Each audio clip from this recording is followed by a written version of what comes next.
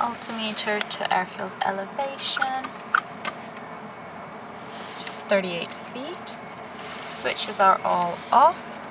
Battery master goes on. Warning lights are all on. Bournemouth Tower, Golf Bravo Uniform Foxtrot Hotel at Bliss Aviation. Information Whiskey QNH 1027. Request taxi information to runway 26. My name is Katie Mativa. I'm 22 years old and I'm a student pilot at Bliss Aviation. Perfect, runway 26, 310 degrees, 14 knots, left turn out, clear for takeoff. Left turn out, clear for takeoff, Golf Golf Echo.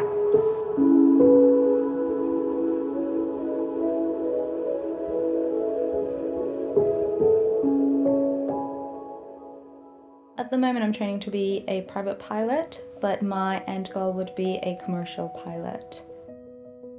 We moved to England when I was about 11 years old, and my parents wanted for both me and my sister to have a better future. If I was in Turkey, I never would have had the opportunity to, even dream about being a pilot.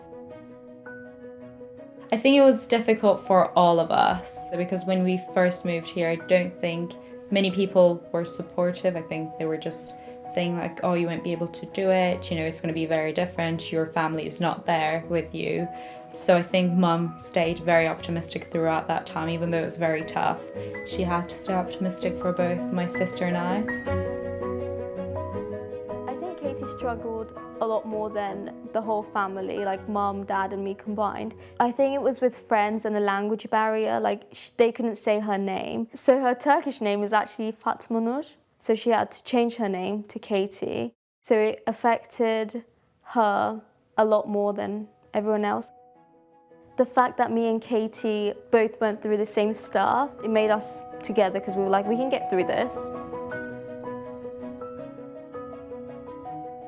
What inspired me to become a pilot was when we first flew from Turkey to England, and I got on the plane and I just thought this is what I wanted to do. It was this incredible feeling, and the freedom it gives you, it was just amazing. So ever since then, I've always been, looking up at the sky, looking at planes and wanting to do this job. My mom, she didn't actually want me to be a pilot because she's terrified of flying. So I was always looking towards other routes like air traffic control. But now she couldn't be happier.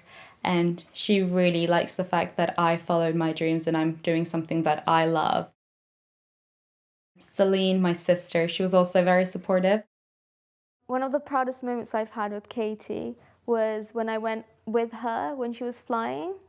And it's just when she took off and she landed, and I was really proud of her then.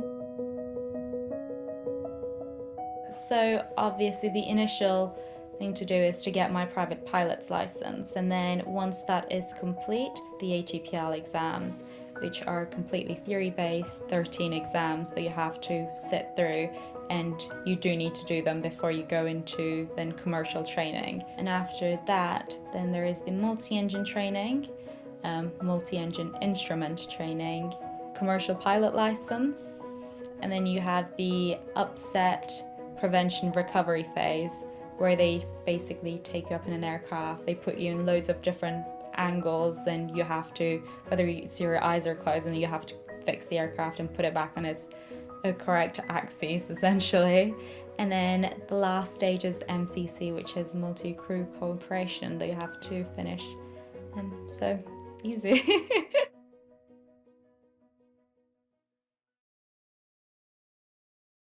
Hello, could you put it back to tabs when you get a moment? Not exactly tabs, please, would be amazing. No, as in make sure it's exactly tabs. I'm Ollie. I've been at Bliss for almost 20 years. I'm the managing director of the company as well as a flight instructor here. Being a flight instructor has a lot of challenges. Two things I love the most are how rewarding it is. When you see someone and you send them off solo and you've got them up to that point, and even things like written exams, that it's your help that's helped them along that journey. Plus, flying every day, because it beats sitting in an office and doing paperwork all day. So no matter when it seems a bit tough, you look out the window and think, well, this is the view I get every day. So that's pretty special.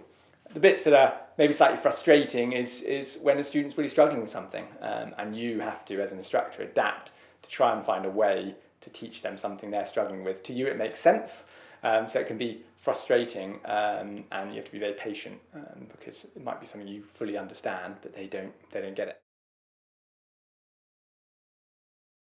I do think self-doubt was quite a big one for me, because going through a modular route, it's a very isolated process. So it can be very daunting, and especially, if you have setbacks because of weather, then it's like, oh, am I ever going to get through this? So yeah, I think there was a lot of moments where I was like, I don't know if I'll be able to do this. My name is Catherine Maloney. I'm founder of Elevate Her Aviation. I'm also Marketing Director for Transair Flight Equipment and a previous Department for Transport Aviation Ambassador. I think it's very important for women to support and connect with each other in the industry. Learning to fly is hard. Working in aviation is hard. And you're going to have points where you need someone to go to and go, hey, I'm struggling with this. You need people there who are going to lift you up. And I think when you're lonely, you kind of forget that, or when you don't have that sense of connection. So it's so important to come together and go, yeah, absolutely, we can all do it, and inspire each other to want to be better. I think my biggest accomplishment in my flying journey was my first solo, because it was just an amazing feeling. Like, there are no words to describe it, because that is the first time where you are the captain of the flight and you completely take off land by yourself and you do all your checks and get your clearances, and there's you look to your right hand side and your instructor is suddenly not there, and everything happens so quickly. But I think, yeah, that is one of my biggest accomplishments so far, because it was just an amazing feeling. There aren't currently many women involved in the aviation industry in key roles. In general aviation, it's actually 4.7% of pilots are women. Across the commercial sector, it is a bit broader, around 6%. But actually, in the aviation industry as a whole, 30% of people who work in the industry are women. So actually, it's a problem with getting those women into key roles in the industry. I think for students like Katie, and any students to aspire to, it's up to them. I think Katie wants to be an airline pilot. I think that's great, because again, the airlines are calling out for more women in aviation and in the airline world. Unfortunately, it's still more male dominated. So it's nice to try and bring more women into the industry. Anything we can do to try and promote women in aviation is a good thing. We love seeing more women learning to fly, and changing the industry from what it might have been back in the day of an old boys club. So in terms of encouraging people and inspiring them to what they want to be, it just needs to be something that they're interested and passionate about. There are a lot of different factors with getting women and other young people and other demographics into the industry. I think cost of getting into aviation is a huge factor, but when we're talking about specifically women in aviation here, I think the biggest factor is lack of positive female role models. When I think of myself and my own journey into aviation, I fundamentally thought it wasn't for me. And when I really delve into that and think, what was it that caused me to think that I couldn't do it? I think it was the fact that I just couldn't see anybody who I could relate to, who looked like me, who inspired me to think I could be that person. So I think it's extremely, extremely important. I think that's where social media also plays a massive role today. Because if you look at aviation social media, it has exploded. And women in aviation have the most incredible accounts. They're inspiring young people. They're putting out incredible content, showing what they're doing and breaking boundaries in their own places of work.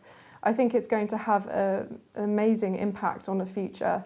Looking at the next 5, 10, 15 years, I think we'll see a huge shift of changing that narrative and women coming into the industry in all different roles. I definitely was aware of the gender gap, purely because, growing up, didn't have many female pilot role models that I could look up to. It was very daunting to, step into a completely, well, not completely, but mostly male dominated industry. But then you do realize that there are actually quite a lot of female pilots around, and I've met quite a lot now. And it's nice to see them on Instagram posting and sharing their stories. So Elevate Her is a global community for women in aviation. We have an online resource platform, we have a blog, we run events, we do lots of different things on there. And the second part of it is the community aspect.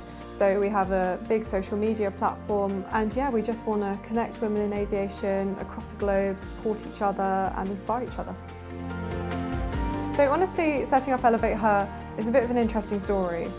I always felt like a bit of a lack of connection. So a bit of a rogue move of me, but I decided to host a lunch for women in the industry, and I put out an open invitation to any women in the industry and basically just see who turned up. So amazingly, we had 40 women attend that day, and honestly the atmosphere was just electric. You know, everyone was chatting, sharing stories, and I was sat there like, oh my God, this is what I want. Like, this is what we all want. This is what we all want to feel. We have members literally from everywhere, from Australia, New Zealand, Iceland, Norway, France, Germany, Hawaii. It makes you feel like you're a part of something, you're a part of a movement.